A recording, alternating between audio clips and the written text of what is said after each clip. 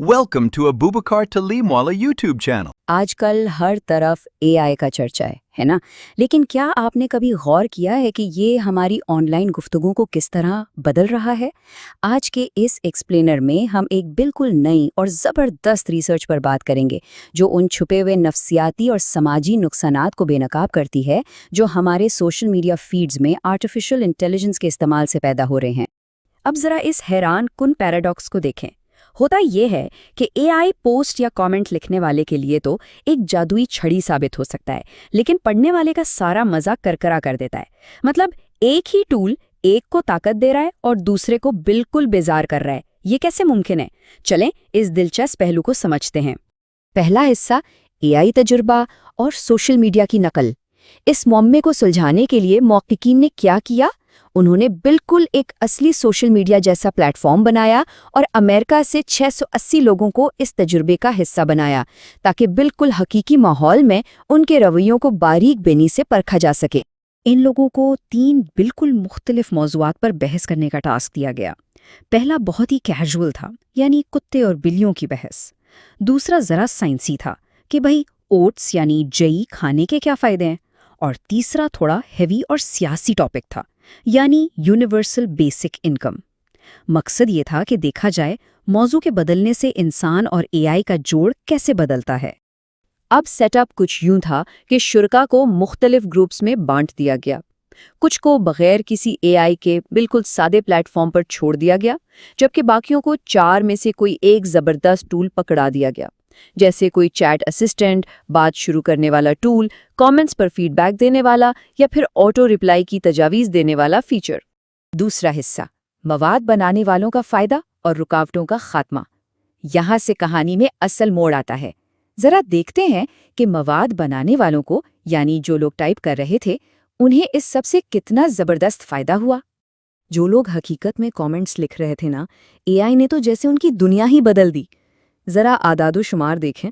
Chat tool इस्तेमाल करने पर एक कमेंट की औसत लंबाई फ़ौरन बढ़कर तकरीबन 29 अल्फाज तक पहुंच गई, जबकि एआई के बगैर ये बमुश्किल 19 अल्फाज थे। यानी लोग खुलकर और लंबी लंबी बातें करने लगे। इसका सीधा सा मतलब ये था कि लिखने वालों की हिचकिचाहट बिल्कुल ख़त्म हो गई। वो जो हमें अक्सर राइटर्स ब्लॉक हो जाता है ना, कि समझ नहीं आता क्या लिखें, वो गायब हो गया। लोगों का खुद पर कॉन्फिडेंस बढ़ा और सबसे कमाल बात यह हुई कि वो लोग भी बहस में कूद पड़े जो आम तौर पर खामोश बैठे रहते थे। तीसरा हिस्सा, पोशीदा खामी यानी सिमेंटिक कचरे में इजाफा। लेकिन तस्वीर का एक दूसरा रुख भी है। स्क्रीन के उस पार, यानी जो लोग ये कमेंट्स पढ़ रहे थे, उनको ये सब बिल्कुल पसंद नहीं आया और उन्होंने इसे गुफ्तगू के लिए तबाहकुन करार दिया।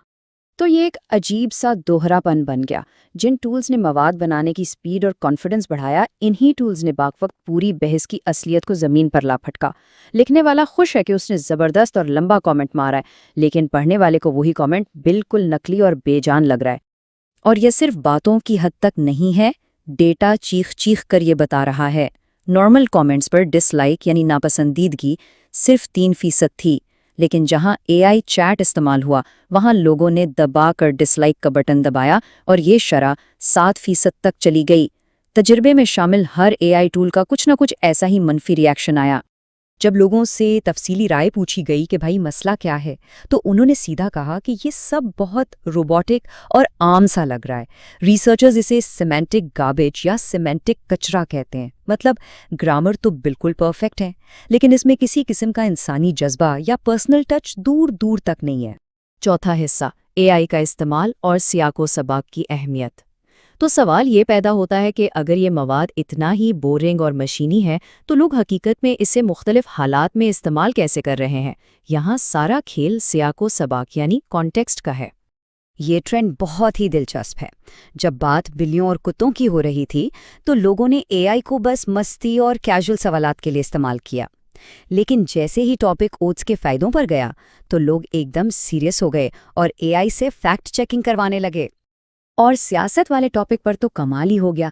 जब सियासी बहस में गर्मी बढ़ी, तो 51% से ज़्यादा लोगों ने क्या किया? उन्होंने किसी लड़ाई या उलझन में पड़ने की बजाय बस चुपचाप एआई की वो तजावीज़ चुन ली जो दूसरों की हाँ में हाँ मिला रही थी, यानी बहस से बचने का आसान रास्ता निकाल लिया।